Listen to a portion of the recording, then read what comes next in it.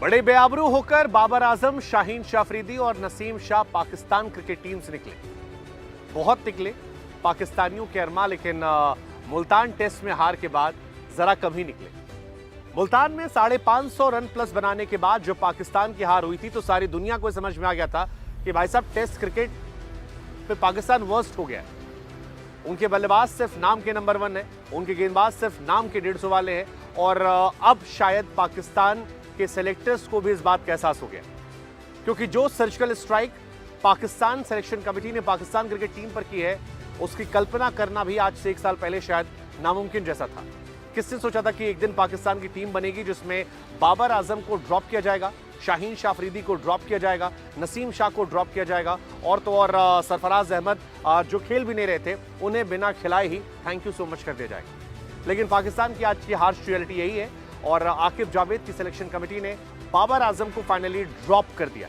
बाबर का ड्रॉप होना एक बहुत बड़ी खबर है। फखर जमान से लेकर दुनिया में सारे लोग जो है वो उस पर बात कर रहे हैं। कई लोग बाबर आजम का मजाक उड़ा रहे हैं हसन अली के उस स्टेटमेंट को लेकर, जिसमें कहा गया था भाई किंग है, कर लेगा। अब लोग कह रहे हैं यार ऐसा कौन सा किंग जो ड्रॉप कर दिया गया। शाहीन अफरीदी को लेकर भी चल रहा है, ऐसा कौन सा ईगल जिसके पंख काट दिए गए। और नसीम के बारे में तो क्या ही कहा जाए। लेकिन शाहीन, बाबर और नसीम, सरफराज के ड्रॉप होने को लेकर कई सारे हार्ड रिएक्शंस भी आए। जैसे एक रिएक्शन आया फखर जमान का, विराट कोहली से कंपेयर किया। कहा विराट कोहली को 2020 से 2023 के बीच में लगातार इंडिया ने बैक किया, और उसका नतीजा था कि विराट ने इंडिया को पे बैक किया। जब वो आए T20 वर्ल्ड कप की फाइनल पारी में दिखाया, ODI वर्ल्ड कप में बैक किया, उसका नतीजा दिखाया, और अभी टेस्ट सीरीज का भी वो हिस्सा हो रहे हैं। लेकिन शाहीन शाह अफरीदी, बाबर और नसीम को हटाना फिलहाल एक बहुत बड़ी खबर है।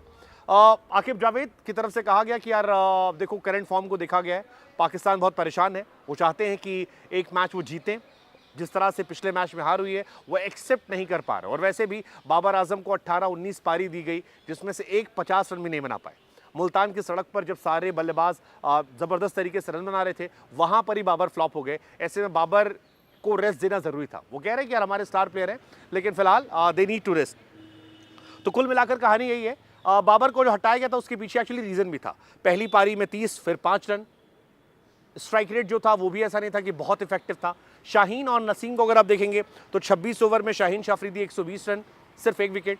नसीम ने 2 विकेट निकाले, लेकिन 31 ओवर में 157 पिट गए थे। अब इतनी पिटाई के बाद यार आप टीम में जगह नहीं बना सकते हो। लेकिन पाकिस्तान के लिए बहुत बड़ी खबर है। फकर यही बार बार कह रहे हैं आपको बैक करना चाहिए था, एक पारी की बात थी। हालांकि जो अंदर ही कहानी है वो कहती है कि जेसन गिलेस्पी या शान मसूद नहीं चाहते थे कि बाबर आजम को ड्रॉप किया जाए। वो कह रहे थे कि बाबर की फॉर्म जो है वो एक पारी की देर है, और अगर एक पारी आ गई तो शायद बाबर कमबैक कर लेंगे। लेकिन आकिब जावेद का ये मानना था कि अभी बाय हुक बाय क्रुक हमें जीतना है, और जीतने के लिए करंट फॉर्म को हमें प्रायोरिटी देनी है रेदर देन बड़ा नाम। तो फॉर्म को प्रायोरिटी दी गई, नाम को जो है वो साइड किया गया, और इस वजह से जो टीम अनाउंसमेंट हुई है उसमें शान मसूद कैप्टन है, सऊद शकील वाइस कैप्टन है, आमिर जमाल, शफीक, हजबुल्ला, कमरान, बाकी टीम में उसमें कई सारे नए नाम हैं जिनसे बहुत सारे लोगों से आप वाकिफ नहीं होंगे।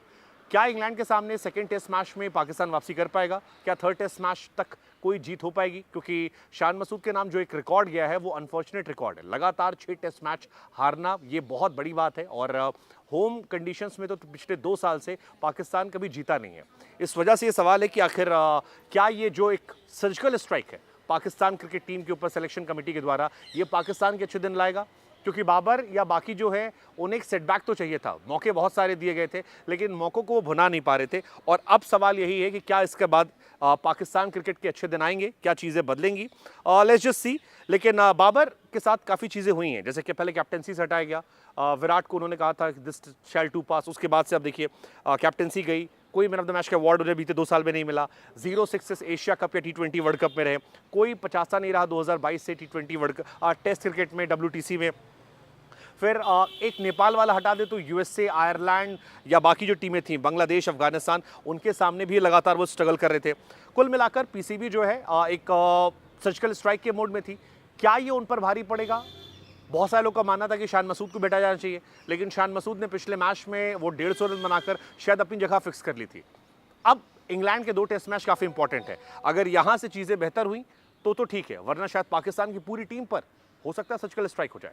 वैसे आप क्या सोचते हैं बाबर आजम को हटाए जाने को लेकर, नसीम शाहीन को हटाए जाने को लेकर? क्योंकि ना बल्लेबाज ना गेंदबाज, पाकिस्तान में दोनों जो टॉप क्लास के प्लेयर्स थे वो सब फिलहाल गायब हो गए हैं। और ये बहुत बहुत बहुत बड़ा कदम है कि जिनको आपने स्टार्स कहा, आपने कहा ये तो सिर्फ कागज के शेर थे, ग्राउंड पर तो ढेर हो गए थे।